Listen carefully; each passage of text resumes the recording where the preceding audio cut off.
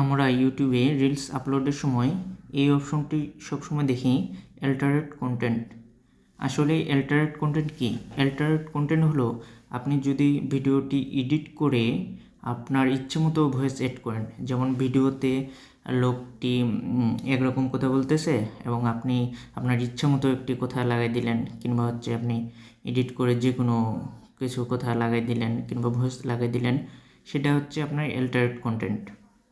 তারপর মনে করেন যে মেটা ডেটা কারো মনে করেন যে কন্টেন্ট এক জায়গা থেকে আপনি ডাউনলোড করে সেটা আপনার মেটা ডেটা চেঞ্জ করে আপনার নামে আপনি আপলোড করে দিলেন, সেটাও আসলে অ্যাল্টারেট কন্টেন্টের মধ্যে পড়ে।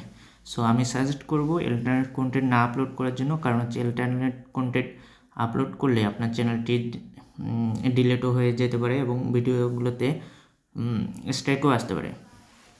সো এটার উপায় হচ্ছে কি, আপনি যদিও আপনি সেগুলো ডাউনলোড করে ইউজ করতে চান, তারপরও আপনার যেটা করতে পারেন সেটা হচ্ছে আপনি যেখান থেকে ডাউনলোড করে নেবেন তার কাছ থেকে আগে পারমিশন নিয়ে নেবেন, তাহলে অতটা সমস্যা হবে না।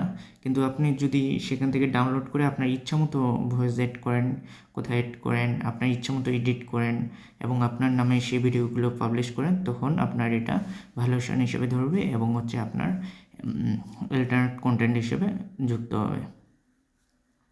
সো এগুলো কখনোই করবেন না, আপনার সবসময় নো করে দিবেন এবং অ্যাল্টারনেট কন্টেন্ট না ইউজ করে ভালো। ধন্যবাদ।